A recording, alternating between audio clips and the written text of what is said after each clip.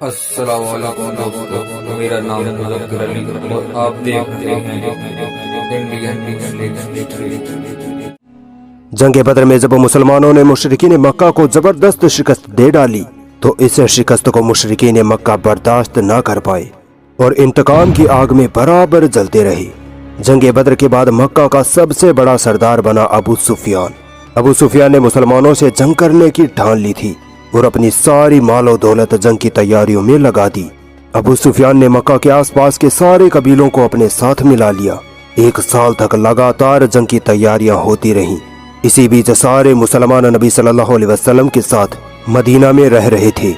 مدینہ کے یہودی اور کچھ منافق لوگ خفیہ طور پر مکہ والوں کی مدد کر رہے تھے اور مسلمانوں کی خفیہ خبریں مشرکوں تک پہنچا رہے تھے۔ اس 1 سال کے وقفے میں ابو سفیان نے 3000 آدمیوں کی زبردست فوج تیار کر لی تھی اور شوال کے مہینے میں اپنے لشکر کے ساتھ مسلمانوں پر حملہ کرنے نکل پڑا۔ یہاں ایک بات غور کرنے لائق ہے کہ جنگ بدر اور جنگ احد بھی کافروں کی طرف سے شروع کی گئی، جبکہ مسلمان ہمیشہ امن و سکون چاہنے والے تھے، مگر مسلمانوں کو مجبوراً اپنے بچاؤ میں جنگیں لڑنی پڑی۔ جبیر بن مطعم جو ایک قریشی سردار تھا، اس کا ایک غلام تھا جس کا نام وحشی تھا۔ یہ غلام حربہ چلانے میں بڑا ماہر تھا۔ جبیر نے اپنے اس غلام سے کہا کہ اگر تو حمزہ کو قتل کر دے گا تو میں تجھے آزاد کر دوں گا۔ ابو سفیان کی بیوی ہندہ نے کہا کہ اگر تو نے یہ کام کر دکھایا تو میں تجھے سونے چاندی سے مالا مال کر دوں گی۔ ابو سفیان کا لشکر مکہ سے روانہ ہو کر مدینہ کے پاس پہنچ گیا تھا۔ تب نبی صلی اللہ علیہ وسلم کو اس کی خبر پہنچی۔ آپ صلی اللہ علیہ وسلم نے اسی وقت سارے صحاباؤں کو اکٹھا کر جنگ کے بارے میں مشورہ کیا۔ کچھ صحاباؤں کی رائے یہ تھی کہ ہم مدینہ میں ہی رہ کر اپنے بچاؤ میں جنگ کریں گے، جبکہ اکثر صحاباؤں کا یہ کہنا تھا کہ ہمیں مدینے سے باہر نکل کر کافروں کا مقابلہ کرنا چاہیے تاکہ کافر ہمیں کمزور نہ سمجھ بیٹھیں۔ مسلمانوں میں عبداللہ بن ابی نام کا ایک منافق بھی تھا جو تھا تو کافر مگر مدینے میں رہنے کے لیے مسلمان بنا ہوا تھا۔ اس کی رائے بھی یہی تھی کہ مدینے میں رہ کر ہی جنگ کی جائے۔ آخرکار نبی صلی اللہ علیہ وسلم نے فیصلہ کیا کہ ہم مدینہ سے باہر نکل کر کافروں کا مقابلہ کریں گے۔ اس دن 14 سوال جمعے کا دن تھا اور جمعے کی نماز کے بعد آپ صلی اللہ علیہ وسلم اپنے 1000 جنگجوؤں کے ساتھ میدان جنگ کی طرف روانہ ہو گئے۔ ابھی کچھ میل دور چلے ہی تھے کہ عبداللہ بن ابی نے اپنی منافقت ظاہر کر دی۔ وہ اپنے 300 آدمیوں کو لے کر مدینے کی طرف واپس چلا گیا، یہ کہہ کر کہ ہماری رائے نہیں مانی گئی اس لیے ہم مسلمانوں کا ساتھ نہیں دیں گے۔ ان 300 منافقوں کے الگ ہو جانے سے اب مسلمانوں کی تعداد صرف 700 ہی رہ گئی تھی، جبکہ دوسری طرف 3000 کافروں کا لشکر تھا۔ 700 جنگجو مسلمانوں کا لشکر آخرکار احد کی پہاڑی کے دامن میں پہنچ گیا، جہاں ابو سفیان کا لشکر پہلے سے ہی خیم جن تھا۔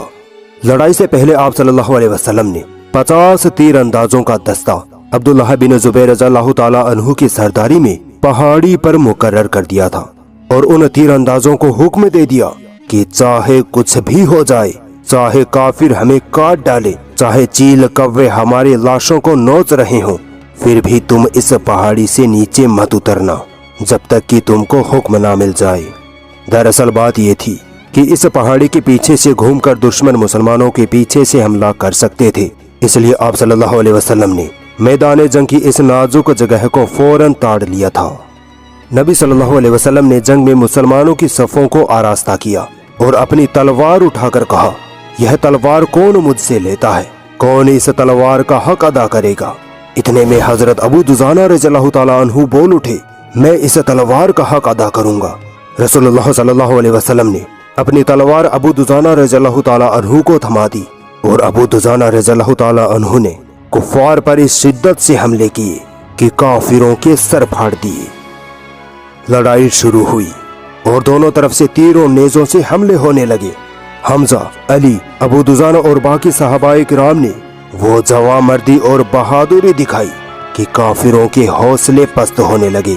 ایک طرف صرف 700 مسلمان تو دوسری طرف پورے جنگی ساز و سامان سے لیس 3000 کافر تھے، مگر پھر بھی مسلمانوں نے کافروں پر ایسے حملے کیے کہ کافروں کی روح کانپ اٹھی۔ حمزہ رضی اللہ تعالیٰ عنہ نے کافروں پر حملہ کرتے ہوئے मुशरिकीन के अलम बरदार तलहा को कत्ल कर डाला और फिर मुशरिकों की सफों को चीरते हुए आगे बढ़ते चले गए। गुलाम वहसी, जिसका मैंने शुरू में जिक्र किया था, इसने जब हमजा रज़ियल्लाहु ताला अन्हु को आगे बढ़ते हुए देखा तो एक पत्थर की आड़ में छुपकर बैठ गया।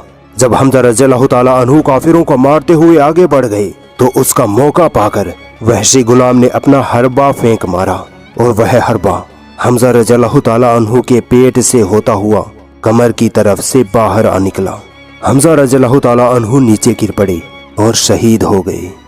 वहशी गुलाम ने जाकर हिंदा को हमजा रज़ियल्लाहु ताला अन्हु के शहीद होने की खबर सुनाई तो हिंदा खुश हो उठी। सुबह को शुरू हुई जंग दोपहर आते आते इस मुकाम पर पहुंच गई कि 700 मुसलमानों के मुकाबले में आए 3000 काफिरों के पांव उखड़ने लगे। मुसलमानों की तलवारों से डरकर कुफार पीछे हटने लगे, यहाँ तक कि पीठ फेर कर भाग खड़े हुए और अपना सारा साजो सामान मैदान जंग में छोड़कर फरार हो गए।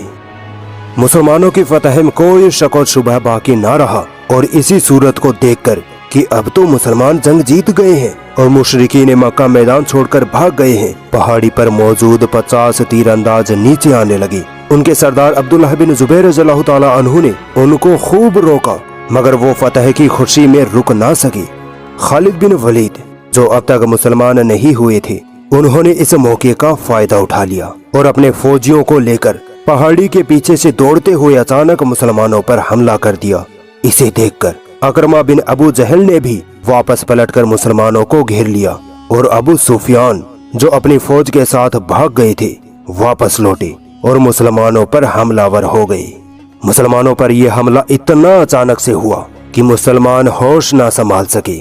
लड़ाई का रंग बदला और मुसलमान काफिरों के घेरे में फंस गए, यहाँ तक कि नबी सल्लल्लाहु अलैहि वसल्लम भी कुछ सहाबाओं के साथ काफिरों के घेरे में आ फंसे।